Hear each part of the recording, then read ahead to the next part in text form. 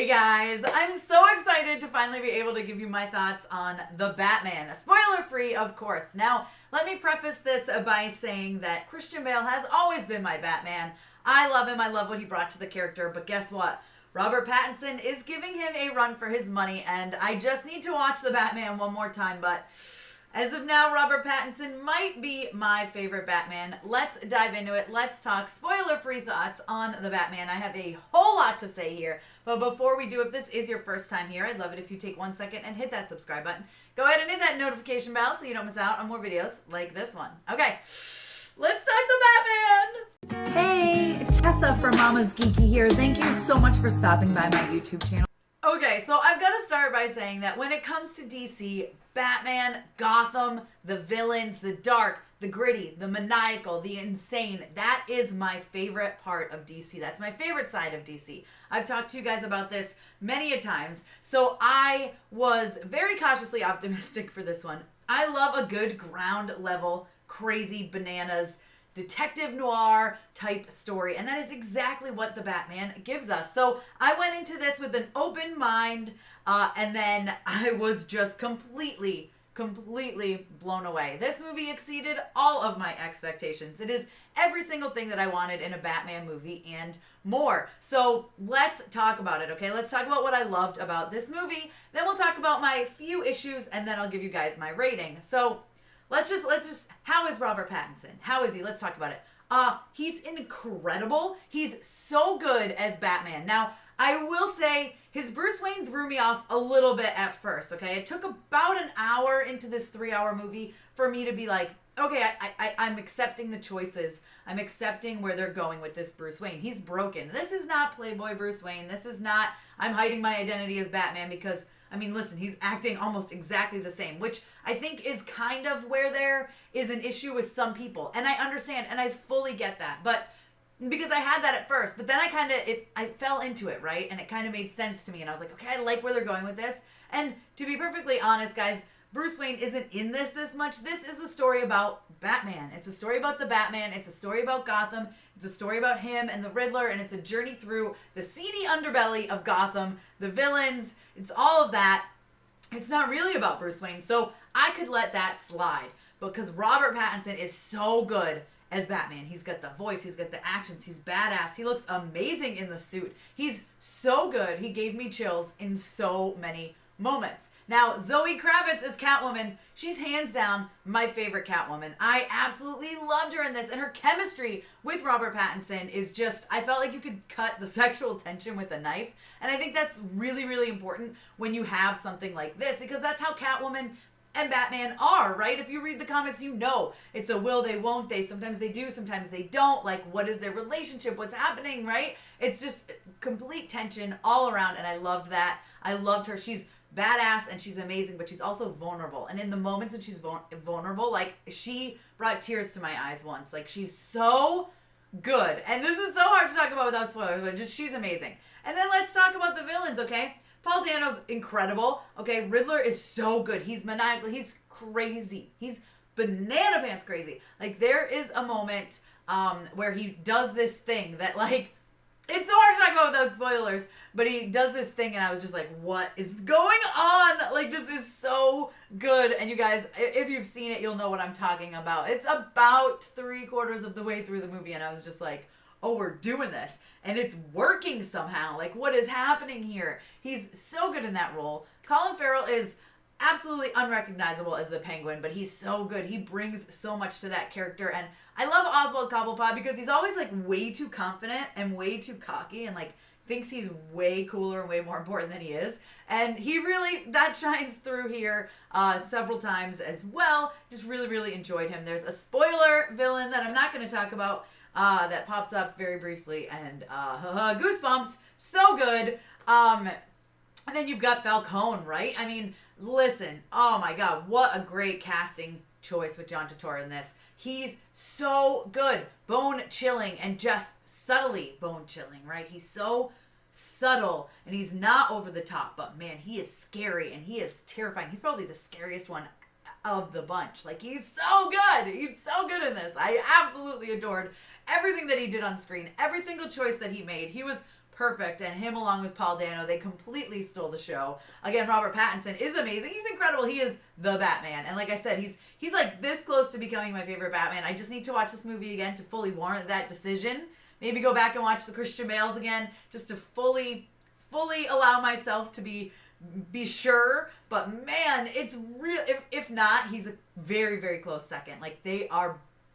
He's so good. He's so good. There's a moment I was about to talk about and I can't because it's definitely a spoiler. But he's very, very, very good. Now, one thing that I liked a lot, and I didn't think I would. So there's some really interesting cinematography choices here. Okay, it's absolutely beautiful to watch. But there's like it's visually stunning, a gorgeous film. But there's some scenes that are like blurry. And you're almost like, was this done on purpose blurry? And then, of course, there's some bright reds. There's yellows. I mean, you guys have seen it all in the trailer. So these cinematography choices that seem wacky and wonky and like, why did they go here? I don't know, but it works, okay? Like, it absolutely works in the movie. And I was like, this is like, okay, it's like a full scene and this scene is blurry. I don't get it. Or like, focus on one person. One person's a focal point and the rest is like all super blurry and crazy and wacky. But like it works for what they're doing. It works for the whole Gotham vibe. So I was here for it. I absolutely really enjoyed it. Now, there's a little bit of humor thrown in here. The way that it's weaved in, it works. They don't ever let it become like fully just humor. It's like, haha, that was funny. Oh, crap, what's going on here? Okay, like this is violent, dark, gritty. If you guys have been around for a while, you know I have 9 and 10-year-old daughters and I let them watch almost anything. We're very, very liberal about what we show our children, okay? And there was one moment, about halfway through probably, there's a voicemail. That's all I'll say. So if you've seen it, you know. And that is the moment I went, it just crossed the line. I'm not going to take my daughters. So there's stuff in here that I won't even take my kids to see, which says a lot. Like, this is dark. It's brutal. It's dark. It's gritty. It's brutal. It's seedy. It's everything you want in a Gotham-based movie. Like, let's be honest here. This is exactly what I expected and more. It's so good. The length, okay? Yeah, it's 3 hours long. Does it feel 3 hours long? Not really. Now, if you follow me, you know I was traveling from LA. I presented at the Hollywood Critics Association Film Awards on Monday night. I left LA bright and early. My flight was at 6 a.m. LA time. And then I landed in Syracuse, New York, and I went to see this movie at 7 p.m. Eastern time, and I was exhausted. Okay, this was all on like 3 hours of sleep after a whirlwind night at an award show where I presented an award. Like it was crazy. So I was exhausted, and yet I didn't ever feel a lull in this movie, and that says a lot. I never felt like the pacing was off. Yes, it is long. It is 3 hours long. Does it need to be 3 hours long? No, of course it doesn't need to be 3 hours long. Could I have sat and watched it for another hour? Abso-freaking-lutely. I absolutely could have. I was so into it. I thought the pacing was really, really well done because there's a story to tell here. But there's so much action weaved in between that it's like it gives you action, then it gives you like development of the story and the mystery, and there's like a legit mystery here, so you're trying to figure it all out alongside Batman. And I was very interested. I thought it was a pretty captivating story all the way through. Act 3 does tend to fall apart a little bit.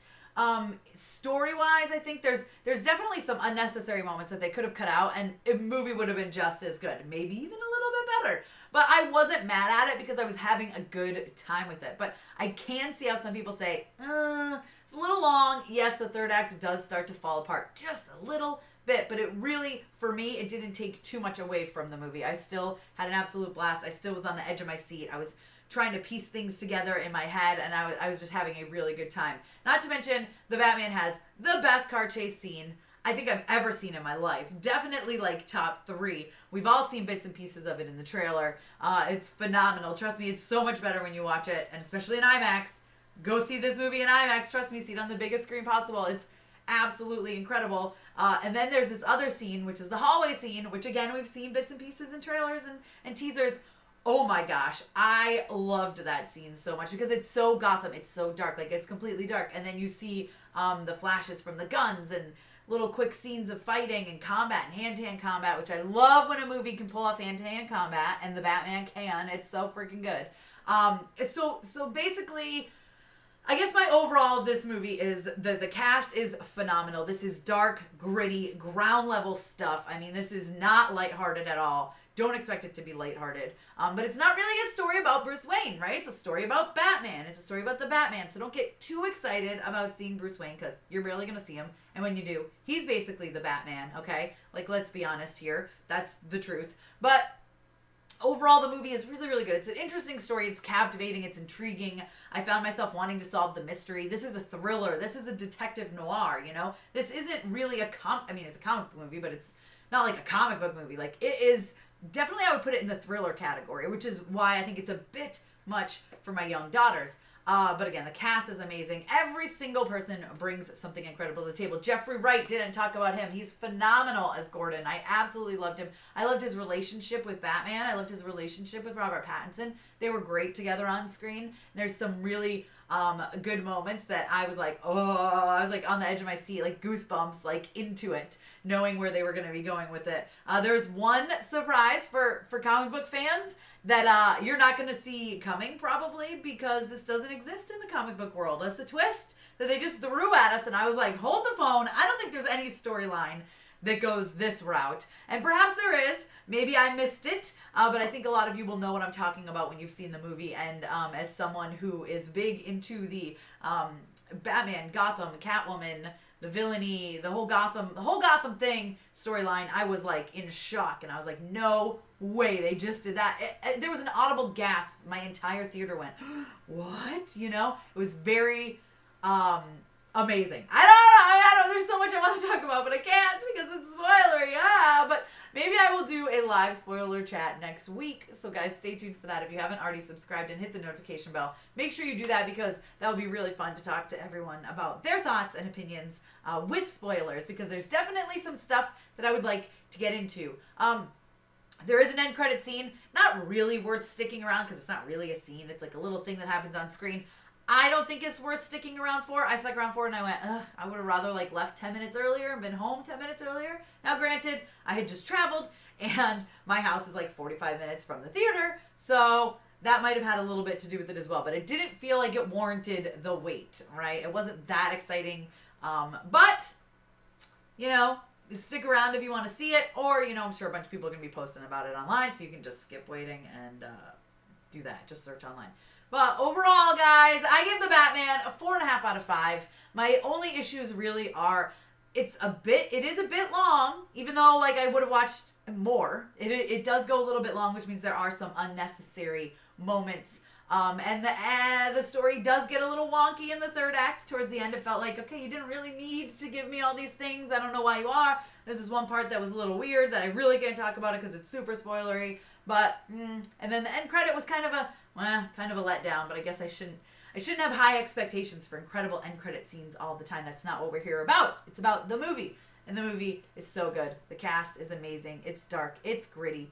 It's maniacal. It's just exactly what I wanted from a DC Gotham-centric detective noir movie. It's exactly what I was looking for and more. You guys let me know your thoughts down below in the comments after you've seen The Batman. Be sure to give me a thumbs up. Don't forget to subscribe and hit that notification bell. Like I said, you don't want to miss out on more videos like this. I do movie reviews, television reviews, celebrity interviews, trailer reactions. You don't want to miss it. It's a whole lot of fun. Thank you guys so much for taking time to watch this. You can also follow me over on Instagram and Twitter. I'm at Mama's Geeky over there. MAMASGEEKY. Don't forget to check me out at mamasgeeky.com. I have a much better, well-articulated, written out review. It's like 1,700 words for the Batman. I'll link it down below. Be sure to check that out. And yeah, thanks for listening to me ramble, guys.